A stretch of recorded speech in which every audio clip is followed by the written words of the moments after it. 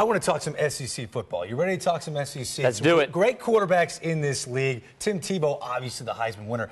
Talk about him, but start with Ryan Perrilloux. What's the latest there? That's been the big question in the offseason for LSU. Remember, Ryan Perrilloux was suspended for the third time.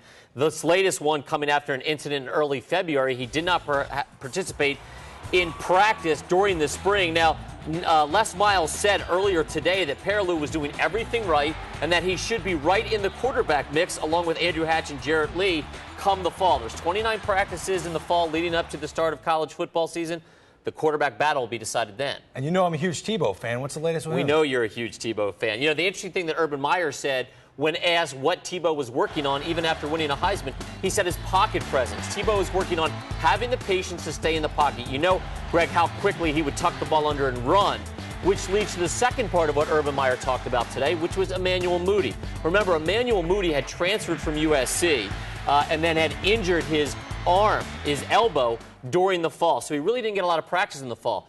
Coach Meyer said the first 2 weeks of spring practice were not very good for Moody. The second 2 weeks were great. He's a strong kid, benching about 400 pounds. They're going to be a much different team with a go-to back every down. Now, Urban Meyer has to be in a good mood with a Heisman Trophy winner coming back, Emmanuel Moody. What about some other coaches you've been talking to? Spurrier, Saban, guys like that? You know, the interesting thing about Steve Spurrier is this year he's really going to give up the play calling duties. Now, he made a point of making sure that he wasn't going to be completely out of the mix. You know, his son, Steve Spurrier, has had a lot of experience both coaching with his dad and coaching offensive football.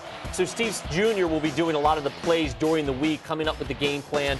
Steve Sr. will certainly have input when it comes to the offense in game calls during the games. Remember, South Carolina returned 17 starters, so they're looking good.